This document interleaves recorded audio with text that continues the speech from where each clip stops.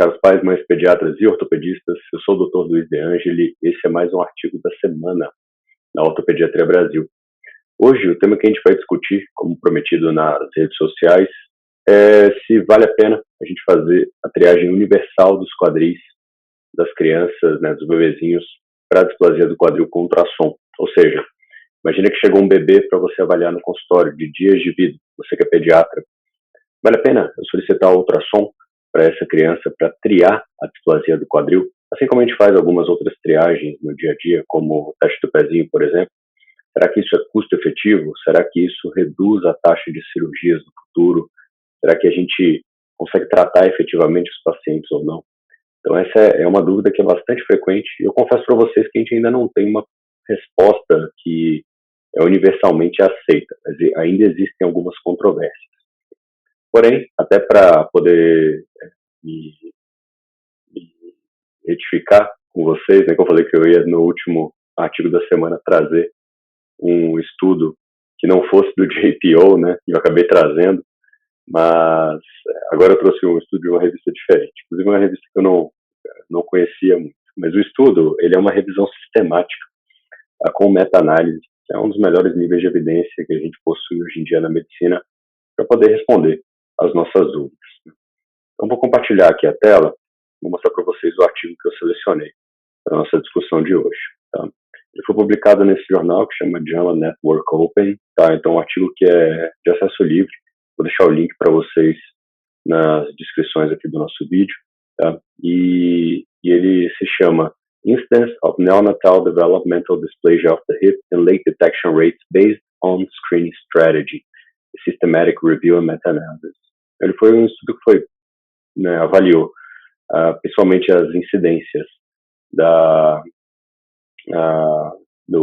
detecção precoce, dos tratamentos precoces, da detecção tardia e da necessidade de cirurgia. Esses foram os 4 desfechos aí que eles avaliaram nessa revisão sistemática e meta-análise. O estudo ele foi publicado por autores da Finlândia, tá? Então, de um centro aí localizado, né, na Europa, um país nórdico, onde a gente sabe que muito aplicada por serem países menores e com uma medicina que tem mais recursos, né, são países que fazem muitas vezes a triagem universal. Não me lembro exatamente se na Finlândia é realizada, em si, mas se eu não me engano na Noruega e na Suécia a triagem universal com ultrassom, ou seja, todo bebê avaliado com ultrassom, ela é realizada. Na Finlândia, Suécia, Noruega, isso é realizado. Tá? Então vamos lá, né? Esse estudo ele acabou avaliando aí, né, foi feita uma busca por estudos sobre o tema no PubMed, Scopus e Web of Science. Eles não pesquisaram na Embase porque eles não tinham acesso. Tá? Essa é uma das limitações do estudo que é colocado lá embaixo. Tá? E o mais interessante é que eles conseguiram um N muito, muito, muito bacana. Que a gente vê até no resuminho aqui do lado, ó, eles conseguiram uma avaliação no total, né, dos 76 estudos que foram selecionados. Esses estudos incluíam a avaliação de 16.901.079 pacientes, ou seja, um N bem significativo. Tá? Na busca deles, eles acabaram triando 1.899 estudos, pegaram 203 textos completos para avaliação e acabaram selecionando no final 76 estudos. Tá? Em suma, qual é a dúvida que a gente tem? A dúvida que a gente tem é, será que eu fazer ultrassom em todas as crianças vai diminuir a minha taxa de detecções tardias e de cirurgia? Esses são os principais desfechos aí quando a gente está falando da displasia do quadril. Um outro desfecho que é interessante que a gente avalia é a necessidade desses pacientes serem submetidos a uma prótese total de quadril no futuro. Tá? Isso não foi avaliado nesse estudo, tá? Inicialmente. Então, o que vai ser avaliado aqui é a detecção tardia e necessidade de cirurgia para a displasia do quadril. Tá? Isso ele comenta aqui na introdução e comenta também na discussão do artigo. Tá?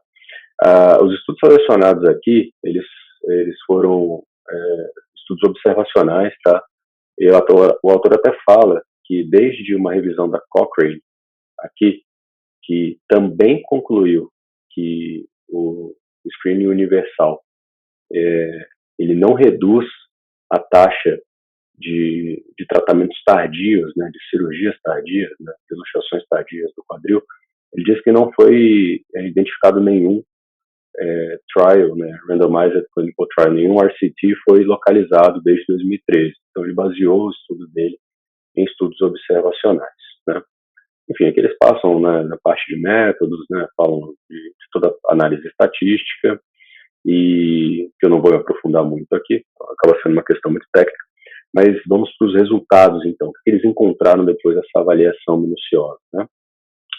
Então, bom, os 4 desfechos são esses daqui, eu vou passar para vocês. A incidência de DDQ detectada, né, antes de 12 semanas, que é o Early Detected DDH, a incidência de tratamento não cirúrgico, ou seja, utilização de PAVR, que é o BRACE, a incidência de detecção, né, de DDQ tardia, que ele considerou aí acima de 12 semanas, e a necessidade, ó, cadê?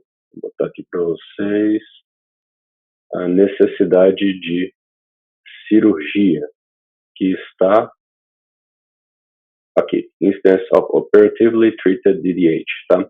São os pacientes que foram tratados.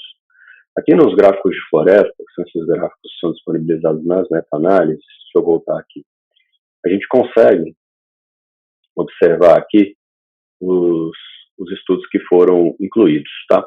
Uma coisa que é interessante é que a gente mostrar que eles dividiram as estratégias de screening dos estudos selecionados em clinical screening, que foram aqueles pacientes que foram avaliados basicamente por exame físico, o selective ultrasonographic screening, que é o segundo tipo de screening que eles colocaram no estudo, e foram aqueles pacientes que foram avaliados ou por fator de risco ou que tiveram um exame físico positivo, tá? E o Universal Ultrasonographic Screening, que foram aqueles países, né, aqueles estudos que avaliaram pacientes que foi feito o ultrassom, né, simplesmente porque o paciente estava lá para ser avaliado, né? Então, não foi feita distinção em relação a fatores de risco ou exame físico, ou seja, todos os bebês foram submetidos à triagem neonatal, né? Então, aqui, esse primeiro gráfico, ele mostra a detecção precoce da DDQ em comparação com esses 3 tipos de estudo, né? Sempre que a gente tem um gráfico de floresta, eles vão ver aqui, a gente vai demonstrar aqui as variações, né, do desfecho analisado para cada estudo, e no final a gente vai ver um diamantezinho. Eu vou até ampliar, tá vendo? Esse diamantezinho, ele resume o que esses estudos eles descobriram, né?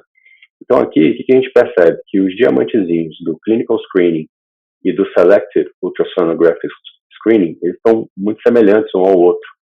Ou seja, parece não haver diferença na detecção precoce quando eu comparo o clínico com o seletivo. Mas o universal, ele é diferente. Você vê que o diamante dele está localizado um pouco mais para frente. E a primeira conclusão do estudo é essa.